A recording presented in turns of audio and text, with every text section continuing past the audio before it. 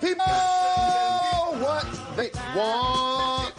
We have King Jordan joining us on the program later. He talked to us about defending against Brady, defending against Mahomes, and who he thinks will win the Super Bowl. But we start with the Los Angeles Lakers in Atlanta to play the Hawks. It took a couple big buckets from LeBron late to get there, but they beat the Hawks handily. Jalen, what have you noticed from this road trip that the Lakers have been on?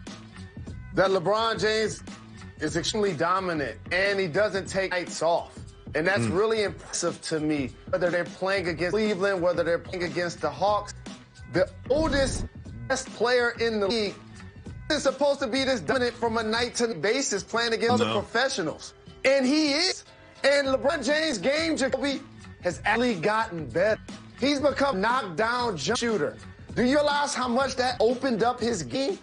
So many years I saw him go under the pick and roll on LeBron. Back off of him like he was Giannis. Now all of a sudden you got to pick up on him. And now that's opening up his driving lanes. So now you see LeBron James driving to the bucket. You like he can lay up dunks again because he's actually able to make shots from the perimeter. That's a really good point. Remember when you and I were talking the short off season, how LeBron was going to take a bunch of games off and really get himself, rested for the playoffs? That ain't happening. He's like, I might mess and be the MVP this year. But, Jalen, I've been watching a lot of Lakers games, and I have to notice that Anthony Davis is what we expected from Anthony Davis this year. He was blowing up in the playoffs, had a couple funky games. Like, take last night, for example, 25 points, great. Rebounds, Jalen, 2 rebounds for Anthony Davis. Why has he performed well, not exactly quite some of the expectations we had coming into the season?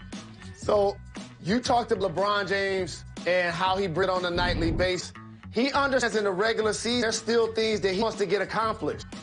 And could be being the NBA's all-time leading scorer.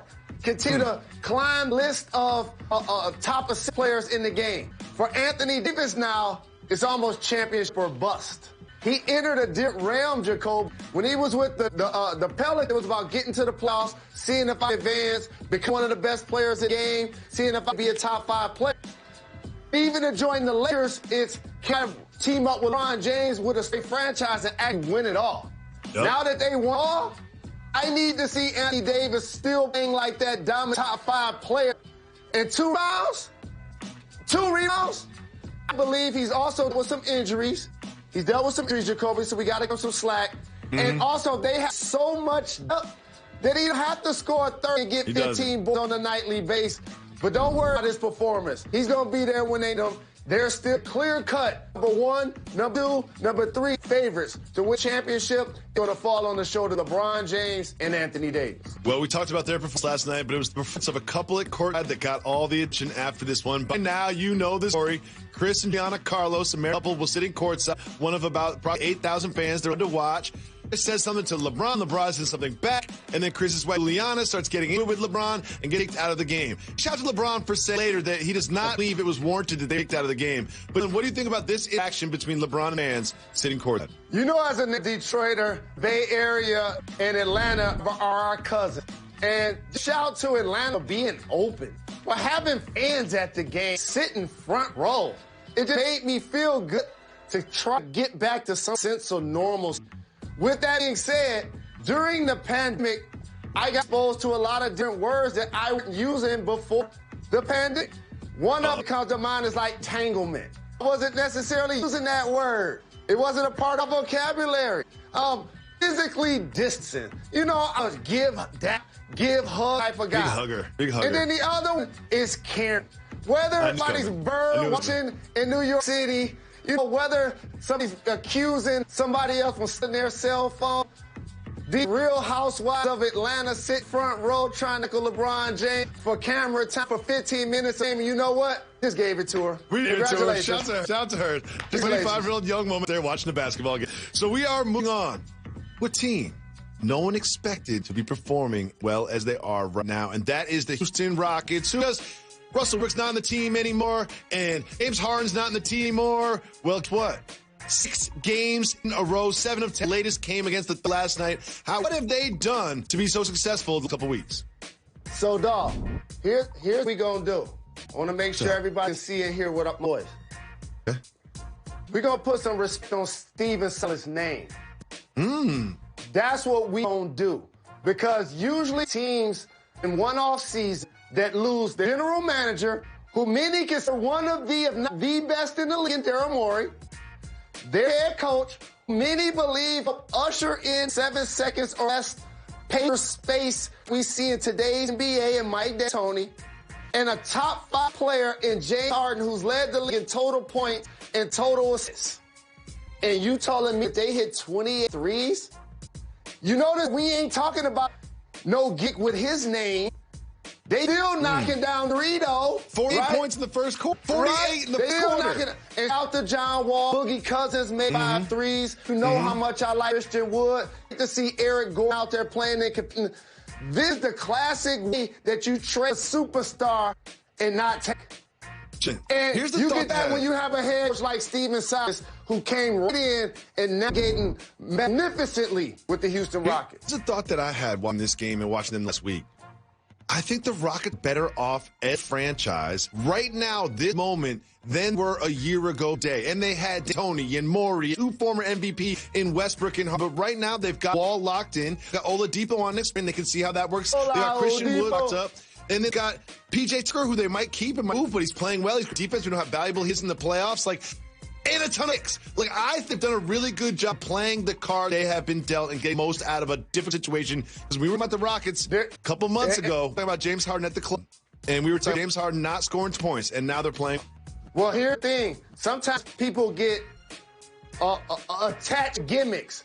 Oh, if it was my D'Antoni coaching and it was Daryl Morey, GM, we'd be like, oh, their style of play, something like we ain't ever seen before in life. It's so outstanding. It's so game-changing. But when Steven Silas' team makes me 8 threes, I hear crickets, except on Jalen Jacoby. I'm actually watching the basketball game. What he's done with them, their defense. It's their defense. It's their defense. Oh, John Jalen. Wall's defense. Tucker, their defense. Third in defensive rating in the entire league right now. I was watching the game yesterday. I was like, they got 48, must be the end of the half and first quarter.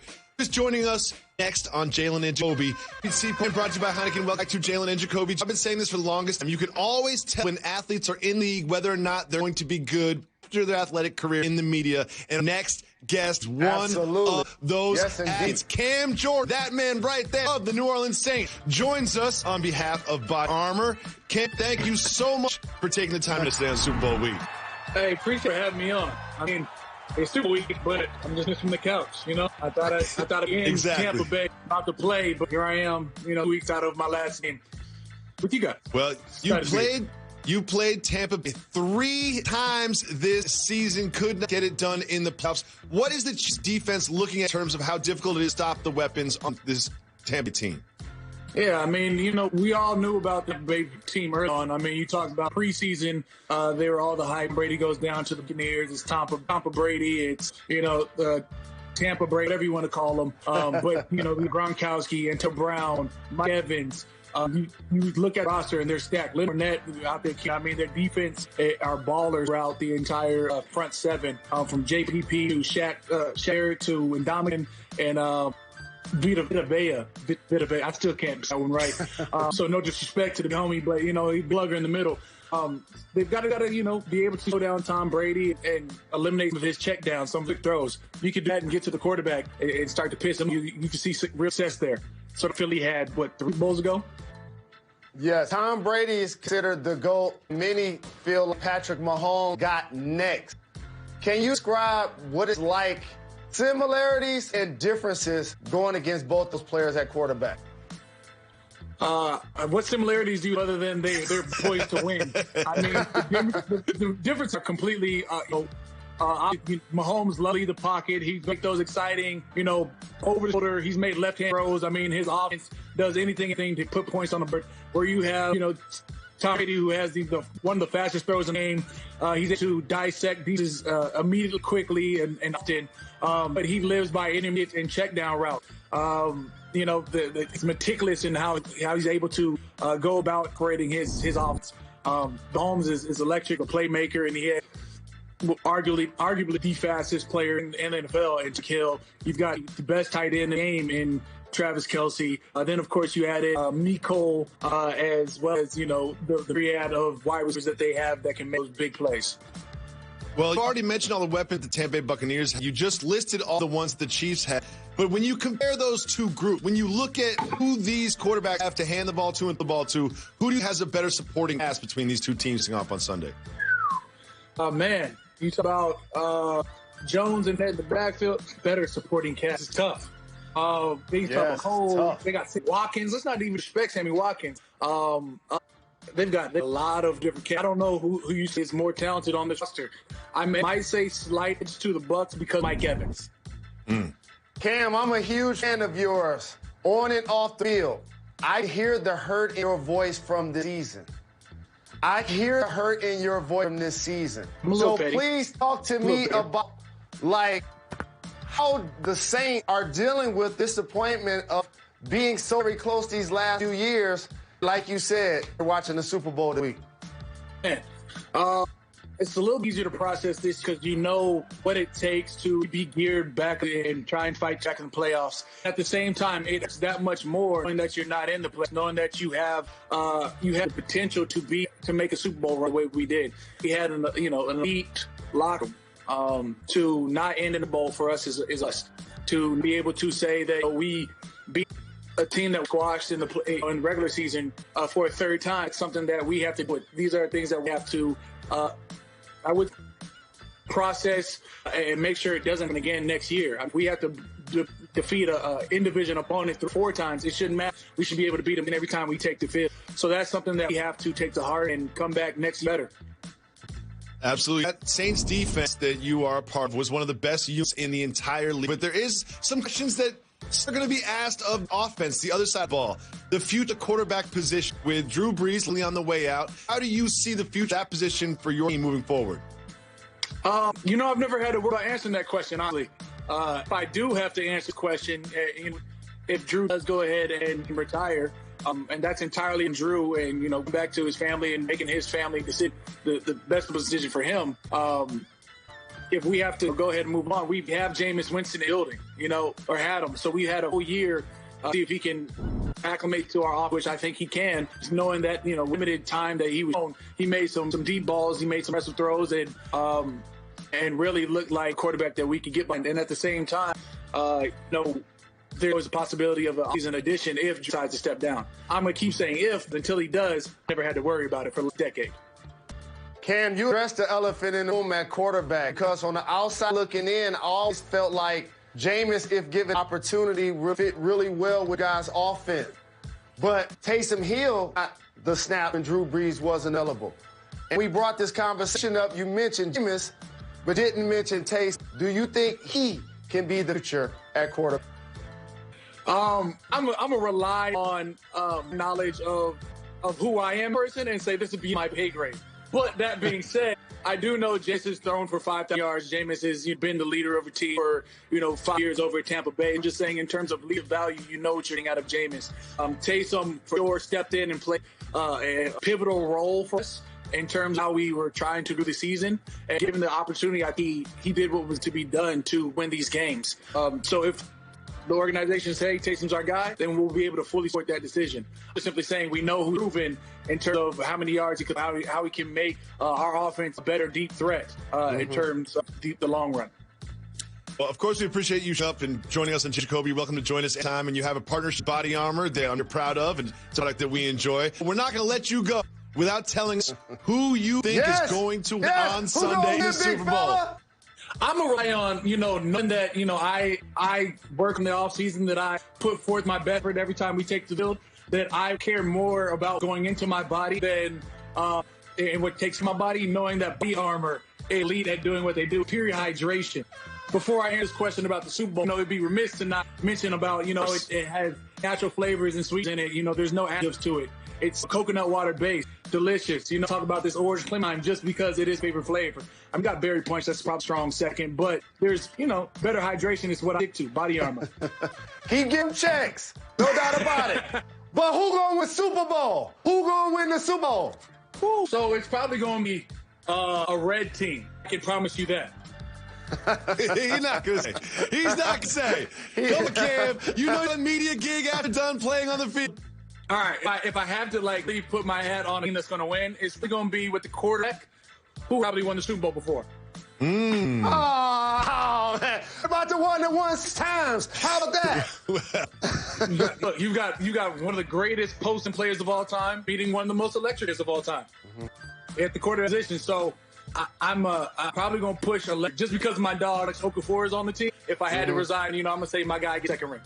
Along with, all right. Well, we appreciate joining the show. We look forward to watching you be electric field next year. You're welcome to come back on Jalen Jacoby anytime, and everyone's time to have much more for you on Jalen. Doubleheader on ESPN started Eastern Conference foes, the Pacers against Bucks, and then in the cap we have the Suns taking on the Pelicans. Those are both on ESPN Wednesday night. Welcome back, Jalen and Jacoby. Jalen, Neymar, something that I think you can relate to. Here's his philosophy about partying and being an athlete. He said the following. You know what? If you stay 100% with your head focused on playing football, in my opinion, you end up exploding. My time to relax, to be calm. I will never stop doing it. And he is making a case of why it's great to party while you're a professional athlete. You completely disagree with that philosophy, right? Totally agree. Champagne and campaign is the ultimate balance of life. Certain players, Jacoby, can go to bed before 7 o'clock and ball next day. Certain players have to be out when the sun comes up in order to work the next day. I wish you when you were in the league. We'll be back tomorrow on ESPN.